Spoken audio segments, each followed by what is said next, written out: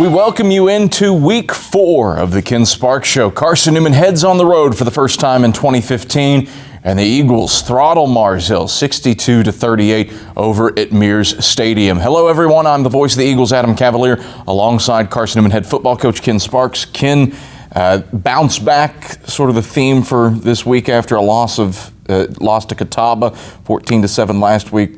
Questions about the offense, and I think certainly those questions answered in resounding fashion. More than 500 yards of total offense, and well, anytime you can get on the plus side of 60, certainly things are going correctly for you offensively. What about the job to put the Catawba loss behind you and respond with heart and fortitude against Mars Hill? Well, it was very gratifying in the fact that we had some players that felt very strongly about doing a little bit better this week than we did last week, and responding like a champion would respond, regardless of what the scoreboard says. But they knew in their hearts that and especially offensively, that we did not play well. It was rewarding to me personally to see some joy and some celebration and some excitement with coaches. I thought our coaching staff was unbelievable last week because in crossroad times like that, the coaches have to be the stabilizers, and they did a great job with that. And we're very grateful for a coaching staff that we have, and grateful for some kids that still got to want to get better. And we still back to the same old thing, Adam. Can we get offense and defense on the same day? One time this year we need to do that. In fact, this next week would be great to do that with offense and defense same day. We were on the field defensively for 100 snaps. Mm-hmm. And really a weird game. I remarked several times on air, I think I told you in the post-game show, as we were talking before getting this thing rolling, it didn't feel like Mars Hill did what it did offensively, rolling up more than 500 yards of total offense, and as you mentioned, the 100 snaps, most ever been run, not just against a Ken Sparks coach team, but all time against Carson-Newman.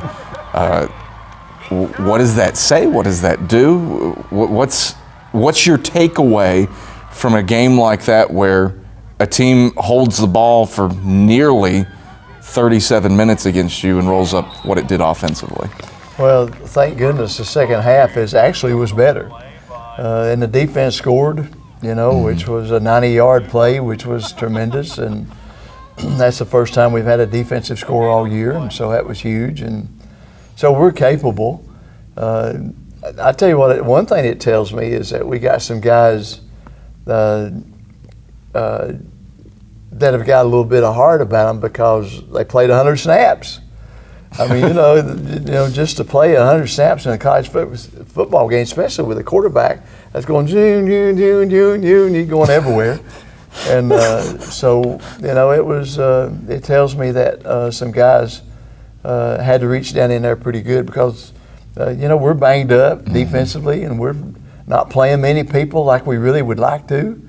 And so my hat's off to, even though second half was a lot better than the first half. We give up 340-something yards at halftime on defense. Mm-hmm.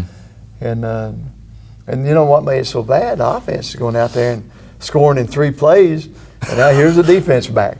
Offense going back out and scoring in 3 plays or punting. We punted 3 times, I think.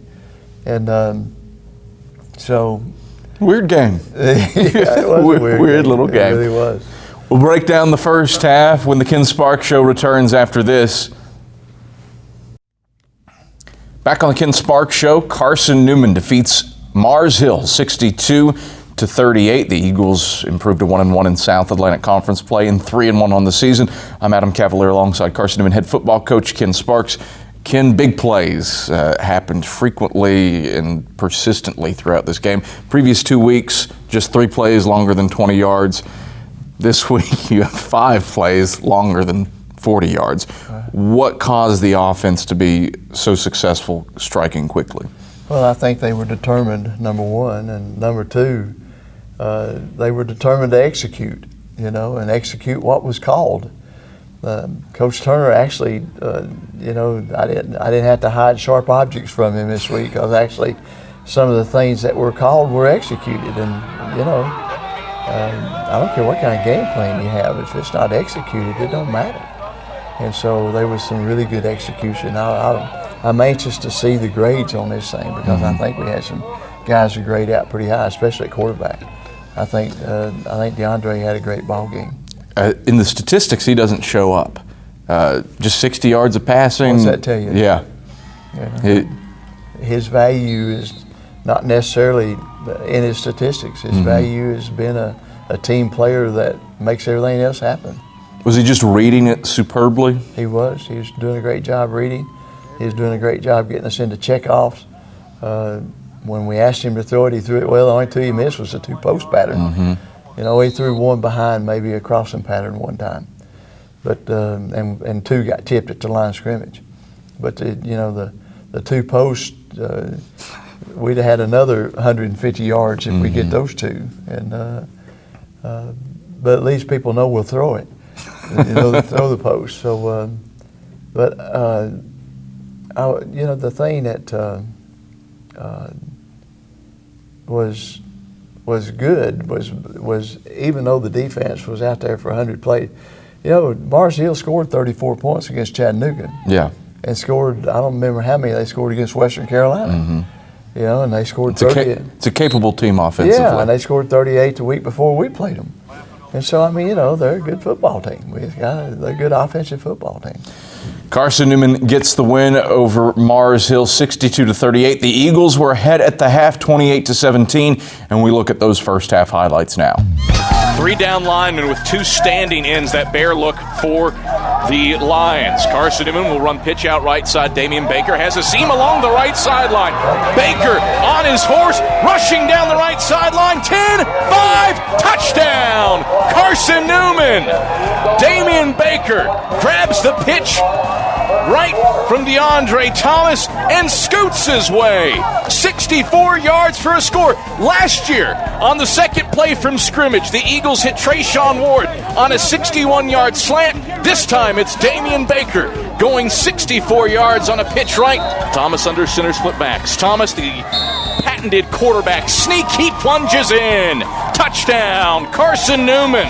First time this season that the Eagles have run the quarterback sneak, and it goes for 6. 13-3, Eagles in front. Lehman in the pistol. Harbison behind him and off of his right hip. 3 wide, 2 to the left, 1 to the right. Handoff right side, Harbison again. Chase to the edge and cut down by Saheem Stupart right at the 40-yard line. Barely a yard, if that. Saheem Stupart, great job shedding the block. The swim move, the pursuit to knock Harbison down for just a gain of 1. Second quarter. 3 wideouts to the wide side right. Brown in the gun with Davis to his right. Brown takes. Hands off. Davis straight ahead. He stumbles. Drops to his knees. He'll lose yardage. Back to the 5. Malik Miles, the first man there. Right. 2 wide to the right. 1 to the left. Handoff left side. Harbison. Big hole around the tackle. And he's in for 6. Touchdown, Mars Hill. Jamel Harbison. Easy sledding for 6. He plunges in from 2 yards out, and the Lions a PAT away from making this a 4-point game. Eagles from the Mars Hill 42. Handoff to Wimbush. A spin move at the 35. Stays on his feet. Wimbush headed to the left pylon. Does he get there? Yes! Touchdown! Carson-Newman!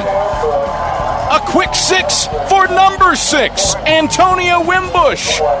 Makes his way to pay dirt from 42 yards away. A spin move at the 35. What set him up for the score?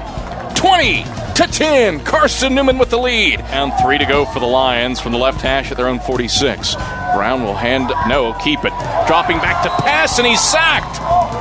Brandon Staten able to latch onto his shoe tops and drop him for a loss back at the 39. Faked the handoff to Davis. Fooled me, but didn't fool Brandon Staten. A loss of 7. Thomas under center, split backs on 1st and 10 from the Mars Hill 44. Give us to Baker, loads of running room. Splitting the hash marks, heading right. 15, 10, 5. See you later. Touchdown, Carson-Newman. Damian Baker bouncing up and down with his teammates beyond the end zone. He strikes for 6 from 44 yards away. And the Eagles starting to gash the Lions. A 42-yard score on the previous possession from Antonio Wimbush. This time, a trap around the right side for Damian Baker. Line to the left, one to the right. Brown back to pass. Looks over the middle of the field, and it's intercepted. To Morris Coates was in zone coverage. He picks it off at the 25, rumbles his way right up to the 35, where he's finally halted on his return. It had to happen sooner or later. Brown's passes just didn't look on point. He stares down Coates. Those are the first half highlights. Eagles were up on Mars Hill 28-17 at the break and would go on to win 62-38. Big key in the game, a guy who probably makes a bid for South Atlantic Conference Offensive Player of the Week this week, Damian Baker. 7th highest single game rushing total in Carson-Newman football history. 249 yards, 4 scores. Not a bad day at the office for Mr. Damian Baker. Ran hard and had a lot of help. You know, he went out there playing with 7 others. He's out there playing with 10 others, and that makes a big difference. And so, good team effort, and Damian makes something happen. I mean, you know, he's a good football player. He's very, very talented, and he's tough as a pine knot, and so he's a good football player. I didn't realize pine knots were that tough. Yeah, they are. Sorry, I'm not a woodworker. They burn hot too. You know, so he was burning hot Saturday. So. All your running backs. Yes. Montavious Taylor, saw some nice flashes of brilliance from him. Yes. And the freshman and Antonio Wimbush. Not a bad way to get your first career rushing touchdown on a 42-yarder. That one, remember that name. That one there is going to be special before he leaves here. Carson-Newman goes on to beat Mars Hill 62-38. We break down the second half after this on the Ken Sparks Show.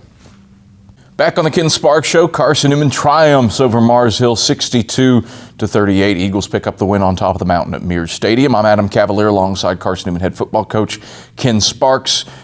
Ken, we focused on the offense. Defensively, give up yards but produce plenty of sudden changes. A 90-yard fumble recovery for a touchdown, plus interceptions from Jerry McLeese and a freshman in Morris Coates at linebacker. What about the job of the defense? Felt bend, don't break at times, and had shades of that 2013 defense that was so good at forcing turnovers. Excuse me. Well, Adam, I think I don't think they're going to be happy with themselves at all. And I think there's times when we got outran, we got out techniqued. Don't think we got out hustled, but their guys were better than our guys at times, and that's very frustrating. Carson-Newman picks up the win over Mars Hill 62-38. We take a look at the second half highlights here on the Ken Sparks Show. 1st and goal from the 2 from the left hash for Carson-Newman. Thomas takes, gives to Taylor right side, churning his way to the goal line. He's in! Touchdown, Carson-Newman! Montavious Taylor sets himself up for 6, the 49-yard rush to set up the 2-yard rushing touchdown on the dive around the right side of the line. Ball on the left hash at the Carson-Newman 36 for Mars Hill. Brown back to pass. Spins right, steps up, still on his feet, retreats back into midfield, hurls it out to the left sideline for Taylor, wide open in the end zone, touchdown, Mars Hill. Schoolyard football there for the Lions results in a 37-yard connection. 4. Thomas under center. Split backs 3rd and 4 from Carson-Newman's 48. Thomas runs pitch right side for Baker. Has a seam at the 50. Rolling his way along the right sideline. Kick clear. Sailing ahead. See you later. Damian Baker. Touchdown. Carson-Newman. Well over 450 at this point. 2nd and goal from the 2 at the left hash. Thomas under center, split backs. Takes, trap right side. Baker, he's in. Touchdown, Carson-Newman. A quartet of TDs for Damian Baker, who's making a bid for SAC Offensive Player of the Week. The 8-24 Eagles. Here's 2nd and goal from the 1. Trips to the right. Brown takes. It's a counter left side. Harbison. He's caught in the backfield. He'll bounce it out right side and fumble the football into the air. It's grabbed by Jason Williams. Williams with speed. 10, 5, touchdown, Carson-Newman. Emmanuel Orange popped the football out, and the first fumble that Mars Hill loses this season is taken to the house, 95 yards for the score. 54-24, Eagles in front with 10:46 left in the fourth quarter. Brown in the gun to his left, Harbison. Brown takes, he'll spin right and has loads of running room. 10-5, hurdles to the end zone and he flips in. Brown with the circus touchdown. And it's second down and 18. Can the Eagles keep the Lions behind the sticks? Brown out of the gun, back to pass, throws over the middle of the field, in and out of the hands of Johnson, and it's picked by Jerry McLeese. McLeese, his first interception of the season, rolls it down to the 40-yard line along the left boundary before he's finally stopped at the 39. It's a trap left side for Taylor. Taylor with running room, splitting the hashes. He'll get to pay dirt. Touchdown, Carson-Newman. Montavious Taylor finds the end zone for the second time today, and he goes over 100. Those are the second half highlights as Carson-Newman gets the win over Mars Hill 62-38. When we come back on the Ken Sparks Show, it's time for our Eagles Spotlight, and Michael Watrang puts it on sophomore linebacker Saheem Stupart.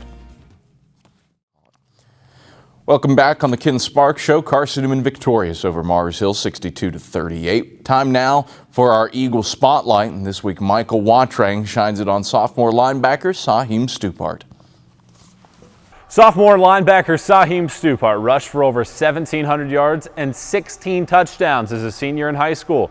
Despite being a two-way player at Wade Hampton High School in South Carolina, Stupart had to adapt to a new situation when he came to Mossy Creek. It was like a hard adjustment, you know, because I was like fifth string and I was getting maybe 2 reps, you know, so I would talk to my mom all the time and she would just like make the best of what you have. So, you know, I would just make the best of my 2 reps and luckily I got a chance.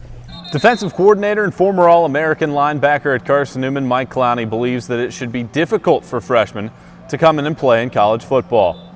He uses Stupart's story as motivation for future players. I think his story kind of shows that it's not impossible. And the thing that sticks out with him is, he didn't play a whole lot of linebacker in high school. He was a running back. We watched him, we evaluated him as a running back, but we felt like he was a good, solid football player. So we said, hey, let's get this guy, let's bring him in, let's see if he can develop and grow in this position. And, I think the thing that's most impressive about him is he didn't sit back and say, well, I wish I was a running back, or I should be a running back, or I wish this had happened or that had happened. He's a guy that, early on, I really didn't think he would help us, early, but he never said a word. He kind of was the guy in the back of the room. He struggled with the conditioning, but what he did was he worked to get better every single day. And he come out, he got in better shape. He sat in the back of the room beside Eric Kane and the older guys, and our GA last year was that, and he constantly asked questions. So he worked himself into shape, he learned what to do, and then when he got an opportunity, was the first day he got an opportunity to get on the field, was 2 plays against the second team. He did a great job with those 2 plays, and so the next day he got 4 plays, and then he got 8 plays, and before you know it, he's starting the remainder of the football season for us. Taking advantage of the opportunity to play has allowed Stupart to be a leader on the defense. While the sophomore considers himself soft-spoken, middle linebacker Malik Miles says that Stupart's lead-by-example mentality is infectious. Well, throughout practice, he comes every day, trying to get better each and every day, and he comes with a focused mentality, and he just, for him, to me, when it comes to him, he just makes me want to have more fun out there. He brings the energetic part of practice out there. So. Stupart enjoys helping the younger players, even if those players don't ask him questions. Clowney believes that the Taylor, South Carolina native has been a sturdy piece to the defense. You know, he's a guy that's he's a steady Eddie guy. He's there every day. He works hard. You know, he never hits that roller coaster where he gets too high or too low. He's just a very consistent player. And then having as young a group as we have, like, that's important because it's easy for them to kind of get on those, oh, I did really good at this, and then the next thing you know, they go make a mistake and find themselves down the hole. And so he does a good job of kind of helping guys stay on that even keel. Stupart's attitude extends off the football field and into his everyday life. The sophomore linebacker is learning just as much about being a person as he is in being an athlete at Carson-Newman. I've learned to just be like a genuine person. Like, you know, these coaches mean well and they try to make us into young men. And I feel like they do a great job of doing that. I've learned a lot from every last one of them. Clowney and Stupart acknowledge that there's a long road ahead. Stupart didn't mention one specific thing that he needed to work on, but used the term everything several times. While becoming a better player is important, Stupart is appreciative for what he is learning about being a man. For the Ken Sparks Show, I'm Michael Wattrang. All right, thank you very much, Michael Wattrang, as Carson-Newman gets the victory over Mars Hill, 62-38. Saheem Stupart, fourth consecutive game with at least 8 tackles. He had 9 in that game. And a sophomore linebacker who is quickly playing like he's not a sophomore. He's got a knack to be in the right place at the right time. He still is in developmental stage, growth, and but got a good mom and dad. It's a good young'un, been raised right, and will continue to improve.